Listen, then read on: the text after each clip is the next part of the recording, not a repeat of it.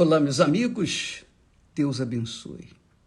E abençoe abrindo o entendimento, arrancando o Deus deste mundo que bloqueia, que cega o entendimento das pessoas. Que o Espírito Santo venha agora, nesse instante, remover a cegueira que por acaso esteja no seu entendimento para que você possa compreender, entender e conhecer o Deus de Abraão, de Isaac, o Deus de Israel, para que você possa conhecer Jesus como ele é. Uma coisa é você ter informações de Jesus, informações do Deus de Abraão, do Deus de Isaac, de Israel. Outra coisa completamente diferente é você conhecê-lo pessoalmente. Você ter uma experiência com ele. E quando acontecer isso, você será a pessoa mais feliz da face da terra, mais rica da face da terra. Pode haver gente igual, mas mais do que você não. Porque nisto consiste a glória do ser humano, em conhecer e entender, compreender o Deus de Abraão, de Isaac, de Israel, o nosso Senhor e Salvador Jesus Cristo. Essa é a glória dos filhos de Deus. Só os filhos de Deus têm esse privilégio. Mas aqueles que não são podem sê-lo, desde que venham ouvir a palavra dele e colocá-la em prática. Aí sim vai acontecer essa felicidade. Bem, vamos dar continuidade aqui à nossa meditação sobre a história do rico e de Lázaro. Eu repito, foi uma história, não foi uma parábola que Jesus contou aqui, não. Jesus não disse essa parábola, não. Não é parábola. Desde o momento em que ele faz uma analogia e menciona o nome de uma pessoa que ele honrou, deixou de ser uma parábola para ser um fato, uma realidade. Aconteceu. E o que aconteceu com Lázaro e o rico foi na época em que Israel estava lá na Babilônia, quando Judá foi levado para a Babilônia, Jerusalém mais especificamente, foi levado para a Babilônia. Então, sob o império de Nabucodonosor. Então, depois veio outros imperadores que também obedeceram, tiveram que obedecer à voz de Deus. Mas aconteceu isso. Mas nós falamos então do início da coisa. Quando morreu, Jesus falou assim, morreu o rico. Aliás, primeiro ele diz, e Lázaro morreu.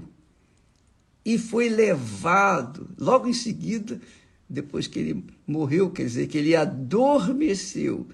Logo após ele ter adormecido, ele foi levado para o seio de Abraão. Quer dizer, a alma dele, que havia descolado do seu corpo, foi levado pelos anjos até o seio de Abraão, onde é o lugar onde Abraão estava.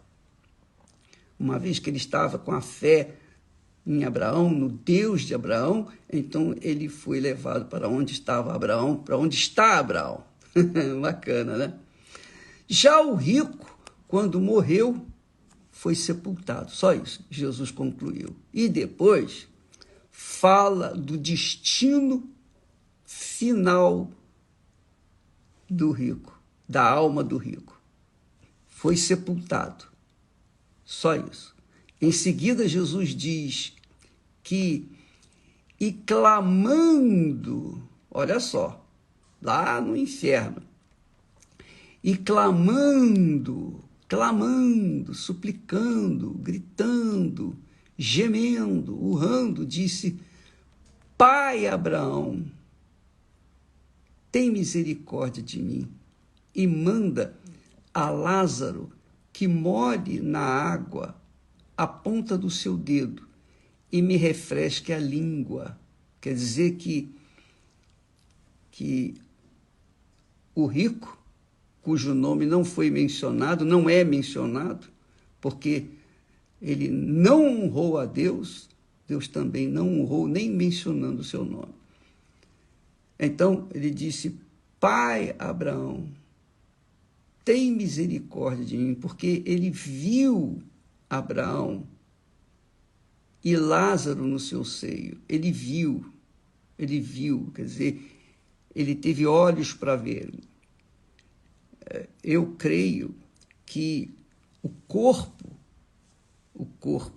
que a pessoa recebe aqui no mundo é para estar sujeito às matérias, sujeito a este mundo. Então, o nosso corpo necessita de água, de comida, do oxigênio, de tratamento, etc, etc, etc. Ora, quando esse corpo fica aqui, é sepultado na terra,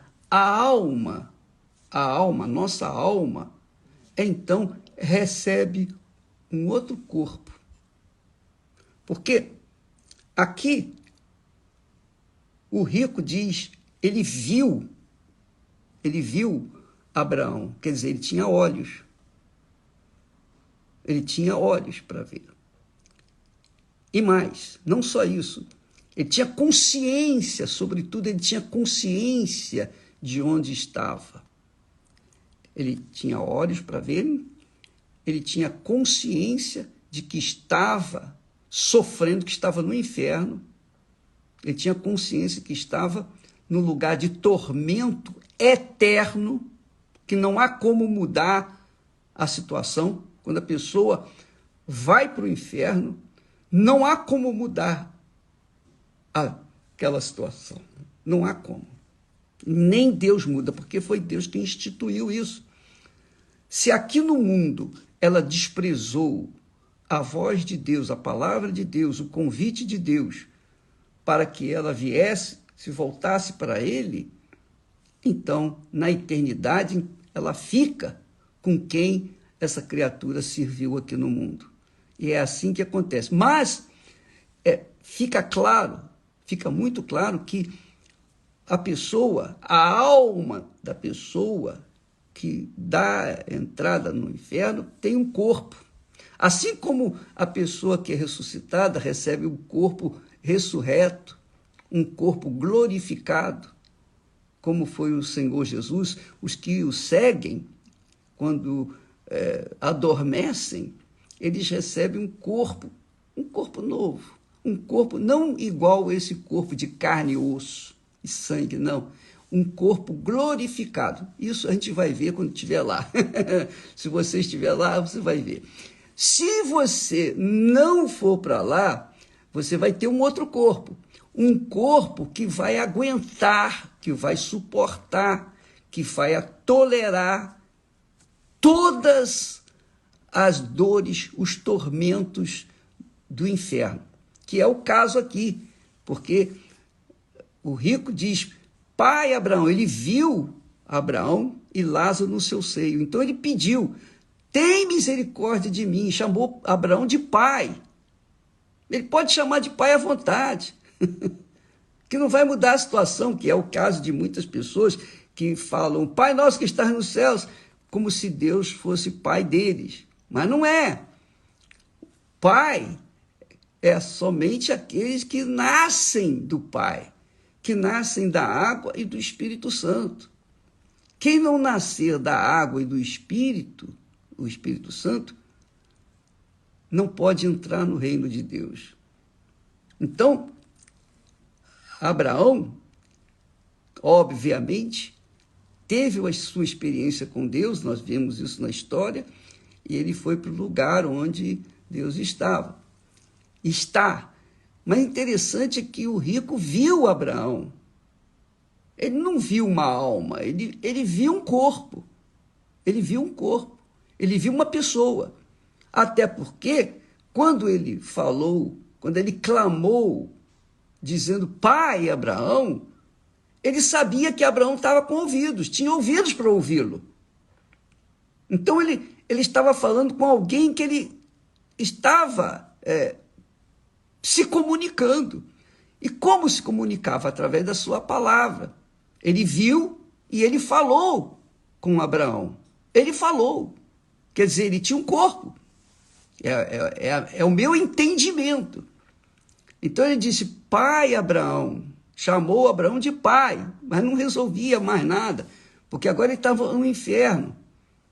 Não tem papai, não tem mamãe, não tem ninguém que possa salvá-lo, possa ajudá-lo. Então nós vamos ver a conclusão da história que realmente isso aconteceu. Tem misericórdia de mim e manda a Lázaro que molhe na água a ponta do dedo. Quer dizer, Abraão tinha dedo, tinha mão e dedo, e dedos.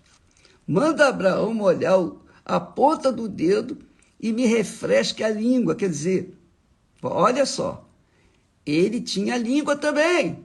Claro, falou, ele tinha língua. Mas uma língua física e espiritual ao mesmo tempo. Por quê? Porque a língua dele estava deveras seca, sedenta. É absurdo. Às vezes, quando nós falamos, nós pregamos, anunciamos a palavra de Deus, às vezes eu fico com a boca tão seca, que se eu não beber água, eu não consigo pronunciar as palavras direito. E é por isso que eu sempre tenho que estar bebendo água, porque a boca fica seca. E é insuportável, eu sinto esse mal-estar. Então eu tenho que beber água. Com licença, eu vou falar nisso. Que beleza, né? É tão gostoso. A boca seca, a língua seca, de repente você põe uma água fresca. Que beleza, que maravilha, coisa maravilhosa, só Deus mesmo. Então, o rico estava com a boca seca, a língua seca, seca, seca, seca. Seco igual a língua de papagaio. Então, ele disse, manda que Lázaro molhe na água a ponta do seu dedo e me refresque a língua. Porque, olha só, então nós vimos que ele viu Abraão ao longe, ele falou com Abraão, ele tinha consciência de onde estava, ele pediu que Abraão molhasse, ou que Abraão mandasse Lázaro molhar a ponta do dedo e refrescasse a língua dele. Quer dizer, ele viu, Abraão viu Lázaro, ele viu tudo o que estava acontecendo do outro lado. Obviamente que Deus permitiu isso para que essa história ficasse registrada e Jesus pudesse contar muitos anos depois. Centenas de anos depois, Jesus veio e contou essa história. E só Jesus podia contar essa história porque Jesus viu. Jesus já era antes de todas as coisas, e já existia. Então ele viu, ele presenciou, ele testemunhou.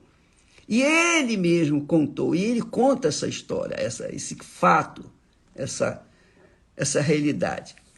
Então, mostra que o rico tinha consciência, tinha olhos, tinha ouvidos para ouvir Abraão, tinha a língua que se secava, tinha dores, tormentos.